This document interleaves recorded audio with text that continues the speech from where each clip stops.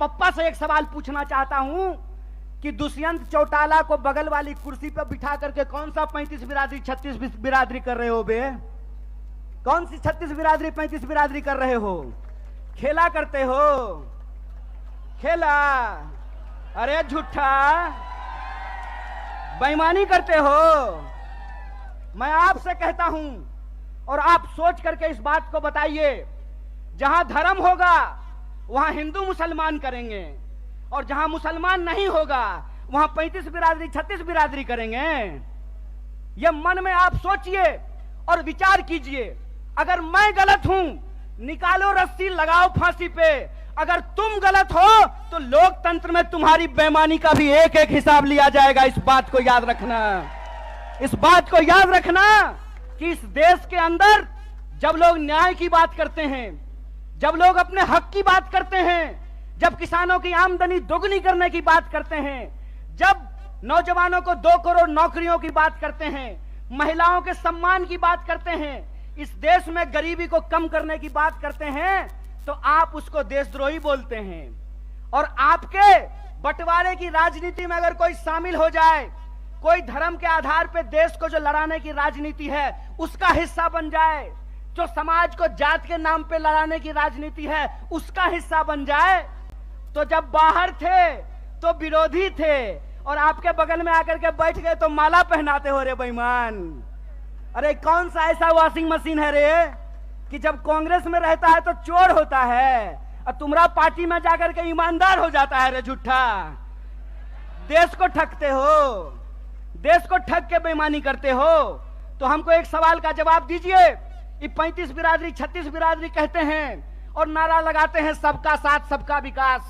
अगर सबका साथ सबका विकास नारा है तो हरियाणा में 35 बिरादरी 36 बिरादरी कौन कर रहा है? भाजपा इस सवाल का जवाब दे। ये सवाल मैं पूछना चाहता हूं। और मैं ये सवाल पूछना चाहता हूं कि हरियाणा के इस तरफ पानीपत में, सोनीपत में 35 बिरादरी 36 बिरादरी, यमुना जी के उस पार 35 बिरादरी 36 बिरादरी नहीं।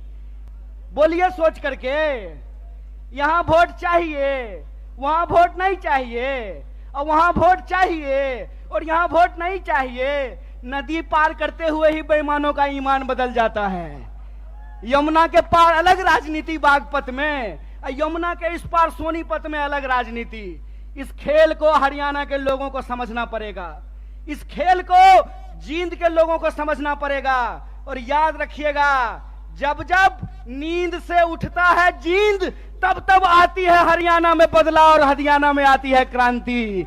इसीलिए मैं आपसे आग्रह करने के लिए आया हूं कि आपको समझना पड़ेगा कि देश के भीतर जो सच्चाई है वो हकीकत हमको अपनी आंखों से देखना पड़ेगा। क्या नारा लगाए थे? बहुत हुआ महंगाई का मार, अब की बार मोदी सरकार। तो सिलेंडर 1200 रुपया में इनका चचा बेच रहा है। क्या नारा लगाए थे कि हर साल 2 करोड़ नौकरी देंगे। 9 साल हो गया है, अभी टीवी पर प्रचार आएगा 9 साल बेमिसाल। तो मैं देश के नौजवानों से कहता हूं, हरियाणा के नौजवानों से कहता हूं, 9 साल देश बेहाल। पूछो कि 9 साल में 18 करोड़ नौकरी क्यों नहीं है? यह सवाल प्रधानमंत्री से पूछना जाना चाहिए। और आपने कहा था ना कि किसानों की आमदनी हम दुगनी कर देंगे। किसानों को 1 साल तक इस दिल्ली के बॉर्डर पे जाकर के आंदोलन करना पड़ा था। सैकड़ों किसानों को अपनी जान गंवानी पड़ी थी। और ये जिसका जिसका नाम लेते हैं ना, उसके साथ बेईमानी करते हैं। 9 साल दोस्त बेमिसाल, 9 साल देश बेहाल। यह सच्चाई देश के लोगों को समझना पड़ेगा।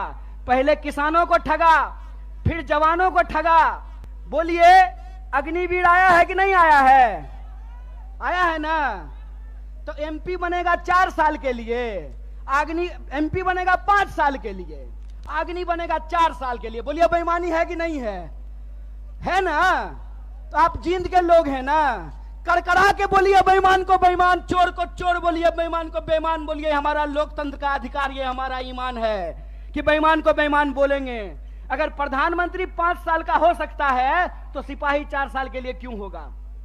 अगर एमपी को पेंशन मिल सकता है तो बेल्ट की नौकरी करने वाला कांस्टेबल को पेंशन क्यों नहीं मिलेगा? ये सवाल पूछिए।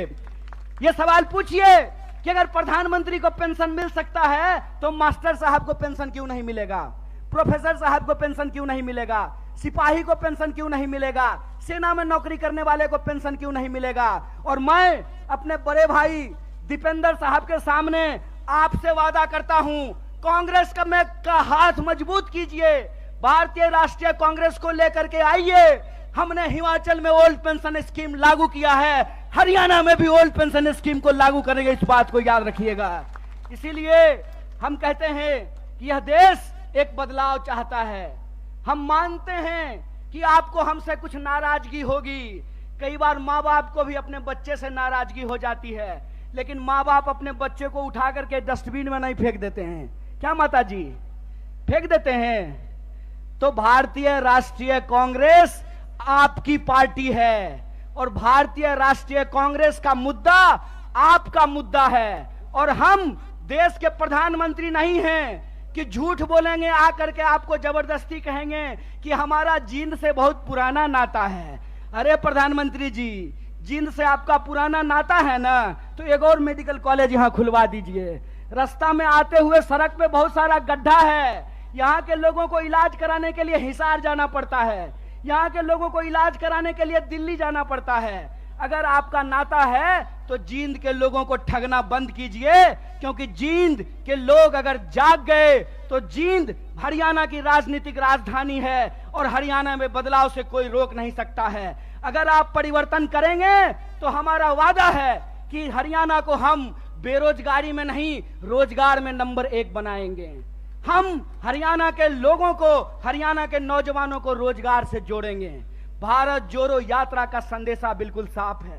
हम नौजवानों को रोजगार से जोड़ना चाहते हैं, किसानों को एमएसपी से जोड़ करके रखना चाहते हैं, महिलाओं को उनके सम्मान से जोड़ करके रखना चाहते हैं, बुजुर्गों को उनके पेंशन से जोड़ करके रखना चाहते हैं। इसीलिए हमारा जो लड़ाई है, हमारा जो संघर्ष है, वो कुर्सी की लड़ाई नहीं है। हमारा जो संघर्ष है वो सत्ता की नहीं है, सत्य की है। तो मैं आप तमाम जींद के लोगों से यह अपील लेना चाहता हूं, मैं आप तमाम लोगों से यह आग्रह करना चाहता हूं, सत्य की इस लड़ाई में लोग कहते हैं कि बिहार भी राजनीतिक रूप से बहुत सक्रिय जगह है, बिहार भी बहुत राजनीतिक रूप से सक्रिय है, लेकिन कई बार चिराग तले अंधेरा